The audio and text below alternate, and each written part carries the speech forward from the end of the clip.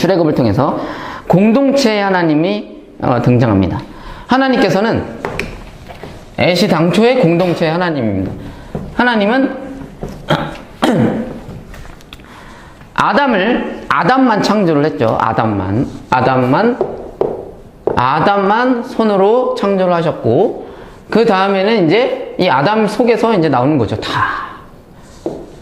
이 말은 하나님은 한 가정으로, 한 가족으로, 형제 자매로 창조를 하시기를 원하셨던 것입니다. 아담은 왕이라고 한다면, 맞이죠. 라고 한다면, 이들은 왕자, 공주, 둘째, 셋째, 넷째, 그 어떤 한 가정입니다.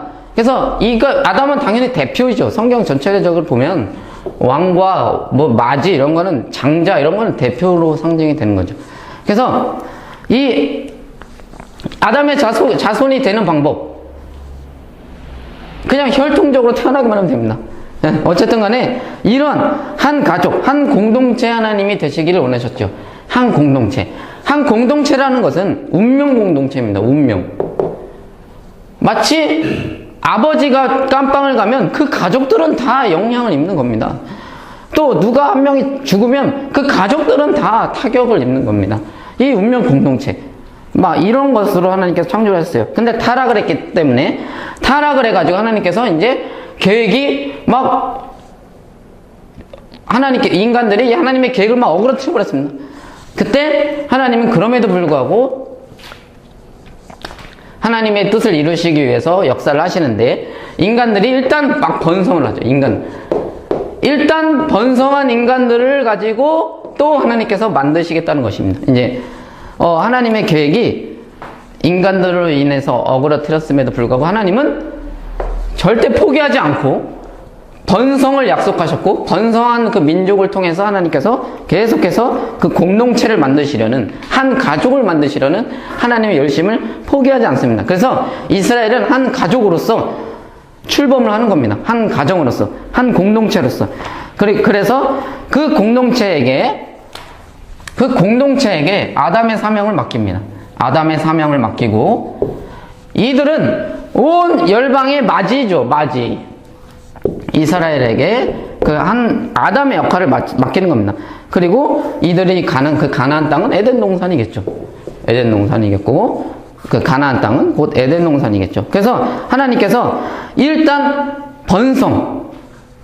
번성한다고 이전의 시간에 얘기했죠. 일단 번성한 그 민족을 가지고 이제 하나님께서 공동체 하나님, 원래 하시려고 하셨던 그 하나님의 목적을 이루시려고 하시는 것입니다.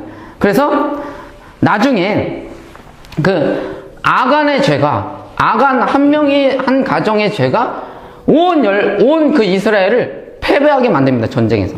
그래서 그 아간을 색출해버리는 거죠. 색출하니까 이제 그것이 안정이 됩니다. 이것이 하나님께서 원하시는 공동체입니다. 이것이 나중에는 교회로 이렇게 확대가 되죠. 변하게 되죠. 교회 공동체에서도 하나님께서 7일, 거기 안에서 이렇게 잘못된 그 누룩 같은 그런 죄악들을 절대로 소홀히 여기지 말라는 이유는 운명 공동체이기 때문이죠. 한 운명 공동체이기 때문에. 그런데 오늘날 교회는 운명 공동체라는 생각을 안 합니다. 그냥 얘가 잘못을 하면 남의 일을 참견하지 말자, 괜히 참견했다가 이런 생각을 합니다. 절대 그렇게 하는 게 아니에요. 그건 하나님 원하시는 교회가 아닙니다.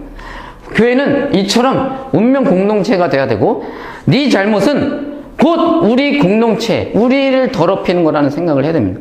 그래서 반드시 그를 회개시키기 위해서 노력을 해야 되고, 끝까지 인격적으로 거부한다면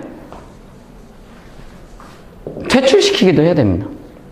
그래서 그가 진정으로 회개했을 때 다시 받아줘야 되는 거죠. 이처럼 공동체는 거룩을 유지하는 것이고, 빛과 소금의 그런 역할을 해야 되는 그 공동체, 운명 공동체. 나중에 그 이방 철학들이 들어와가지고, 헬라 철학들이 들어와서 개인주의, 그 계몽주의 때 개인주의, 이성주의, 합리주의 이런 것들이 들어와가지고 이런 것들을 갈기갈기 쪼개놓는 거죠. 그런 게 어딨냐? 아닙니다.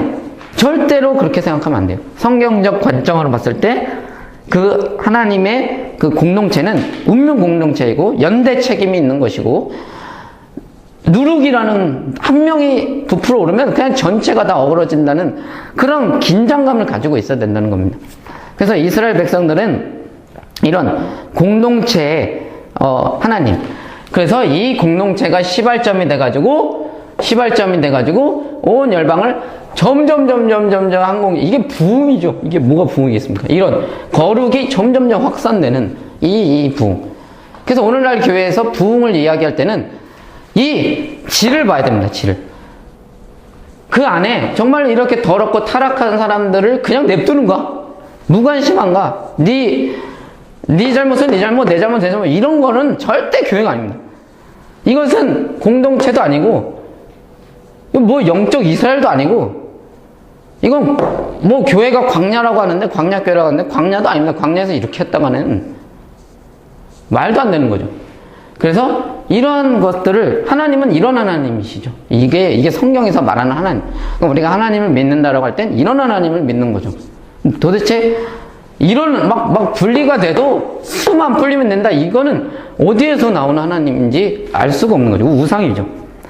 어쨌든 간에 이런 공동체 하나님이 계시가 되는 겁니다. 그래서 이스라엘 통해서 하나님은 구속 언약을 발전시켜서 공동체를 만드셔서, 이제 하나님께서 원래 원하셨던 그 공동체, 얘네들이 타락한 아담보다 이 공동체를 통해서 하나님께서 당신의 구속, 얘네들을 먼저 구속시키고 이들을 통해서 이제 구속 언약을 계속해서 확산해 나가서 창조 언약으로 완성시키시려는 그 하나님의 목적을 계속 이어서 나가시는 것입니다.